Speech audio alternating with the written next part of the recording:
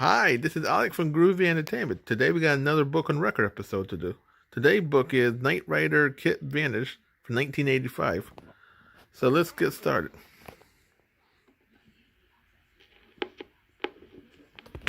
This is your Knight Rider read-along book. Every time you hear this chime, it means it's time to turn the page in your storybook. Now, if you are ready, we will start the story, Kitt Vanishes. Don't forget to turn the page every time you hear the chime.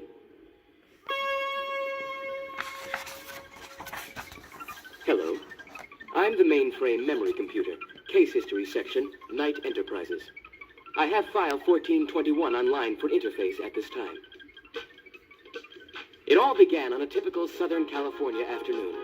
Michael Knight had responded to a call for help from an old friend, Big Ed Garvey, the world champion top-fuel drag race driver and owner of Mean Machines Incorporated. As always, the garage area of Mean Machines was bedlam, with mechanics working on scores of dragsters, everything from stock eliminators and funny cars to the sleek rail machines. Conversation was impossible with the roars of racing engines being tuned, even by yelling. So Big Ed and Michael went into the office. Big Ed laid out the problem. The mob was moving in on drag racing with a betting line. And so they could manipulate the odds more easily, they were stealing the top cars that were winning consistently. If the California afternoon was typical, so was the conversation between Kitt and Michael as they rumbled along the freeway, headed back to the Knight Mansion. Kitt was exhibiting his usual mixture of skepticism and reserve about a plan of Michael's, and Michael was ignoring him, as usual. The thing that was different this time, however, was Kitt's immediate reaction of horror and flat refusal to participate. Michael wanted to use the Trans Am, and Kitt, the car's computer of course, as bait to trap the mob. The mob would steal the car and lead Michael to the people heading the operation, and he would put them out of business. Simple, except that to make the Trans Am attractive to them, it would have to be turned into a drag racer, race and win. And Kitt considered drag racing the lower end of the spectrum, vulgar, greasy, and beneath his dignity. He was strictly Formula One. Rolling along in the Knight Enterprises semi, which is the only tractor-trailer garage of its kind in the world, there was a face-off between April Curtis, the chief mechanic, Devin, Michael, and Kitt, who was insisting that he was not acting like a spoiled child, refusing to get dressed up for the party. They were on their way to a race, so there wasn't much time for April to turn the Trans Am into a championship drag racer. Kitt was adamant, though, his readouts glowing and bleeping. That's when Devin's urbane sense of diplomacy took over, and he uttered the word that turned things around. Duty. With the Trans Am's new look and numbers, even Kitt was beginning to get into it. But he'd never let on to Michael that the whole experience was anything but a painful chore to be born with a stiff upper lip and dignity. But it was exciting. He was a stock eliminator dragster, sitting at the starting line, looking down the narrow asphalt tunnel to the finish line, a mile away. The crowd was roaring with anticipation and the exciting gunning of the racing engines. Michael, dressed in his flame suit, helmet, goggles, and breather, looked like some strange type of insect. The engine roared as he heated up the slicks. The sweet, pungent odor of racing fuel and burning rubber filled the air. The light tree went from red to green, and they were gone, in a surge of power. It was all even. Then they edged ahead, and then it was over. They won. The chute popped open, and they rolled to a stop. If Kitt had just been getting into it before, he was up to his monitor at this point. Nothing gets you pumped up like being a winner, and the adulation of the cheering crowd. On the drive to the winner's circle, the blasts erupting from the exhaust declared that a champion had been born. Michael shut down the power plant, and two cute blondes sidled up to him as he emerged from the car. He waved and smiled to flashbulbs and congratulations. Kitt's readouts were glowing and bleeping again. That was it. Michael got the girls and he just sat there? Then one of the blondes leaned over and kissed the hood. Kitt sighed, uncharacteristically. Too excited to sit still, Michael and Kitt decided to forgo returning home on the semi and to take the open road instead. The big racing slicks aren't your usual wear for a drive on the highway, but they were savoring the sweet taste of victory and didn't care. At this point, Kitt's circuits developed a frown, if the computer is capable of that sort of thing. He told Michael that the scanner had picked up something strange.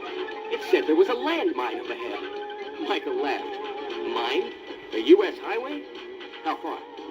When Kitt answered 50 feet, Michael hit the turbo boost. After landing, they continued on. Michael suggested it could have been a squashed tin can. The mobsters were just as confused when the Trans Am rolled past their hiding place off the highway. They drove back to take a look, and the mine exploded.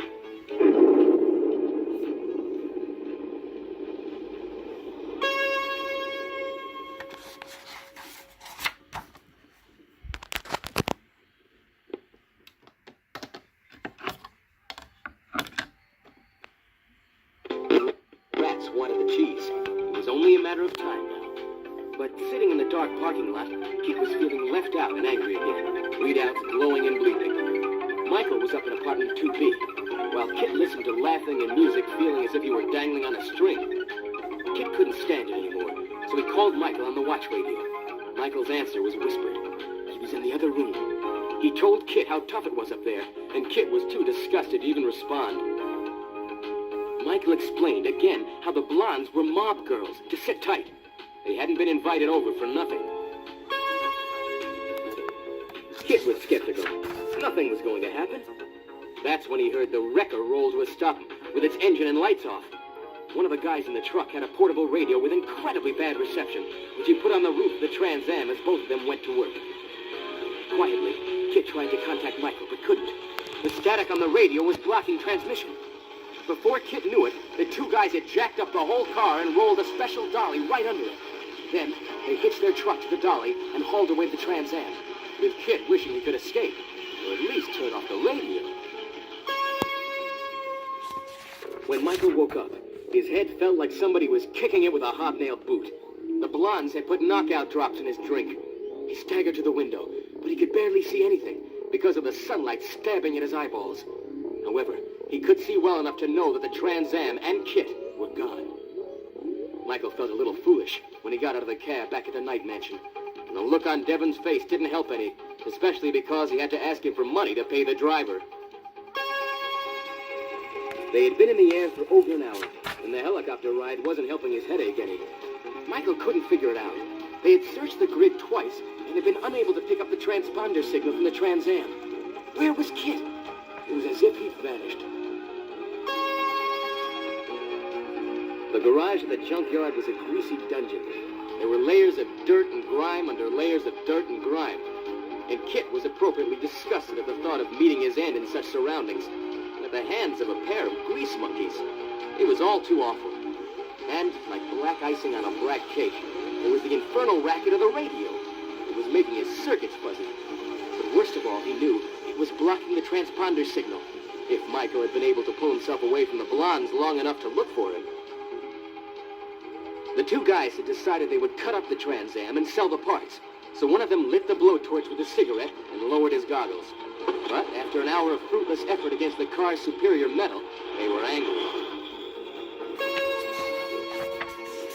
Kitt had no idea where they were taking him now, but for the moment he didn't care. He was finally spared the grating static of the radio. It had been left behind in the garage when they hooked up the dolly to the truck again. Maybe Michael would pick up the transponder signal and get him out of this, Kitt thought, because there was nothing he could do as long as the Trans Am's tires were off the ground. If he started the engine and put it in gear, he'd literally be spinning his wheels. They stopped near a hydraulic compressing machine. Kitt was really worried now. There was already a car inside the pressure cavity on the press, so one of the guys hit a button, and the pressure plates began their relentless, crushing journey. After the last screeching, scraping crunch had ceased, the plates opened again, revealing a pathetic bale of compacted metal. One of the guys swung a crane arm around and lifted it out with a giant magnet. Then, the huge magnet landed on the roof of the Trans Am with a jarring thud. The next thing Kitt knew, he was getting a bird's eye view of the junkyard and not enjoying it at all. That's when Kitt got his brainstorm. He hit the turbo boost. When the crane stopped spinning, the magnet released the Trans Am and it landed like a cat on all fours. The thug standing near the press tried to make a break for it, but Kitt cut him off with the Trans Am. At the same time, the helicopter in which Michael had been searching for Kitt landed amid a swirl of dust. As the helicopter took away the very dizzy crane operator and his accomplice to police headquarters, Kitt told Michael that the next time he was going to the party, and Michael could wait out in the parking lot.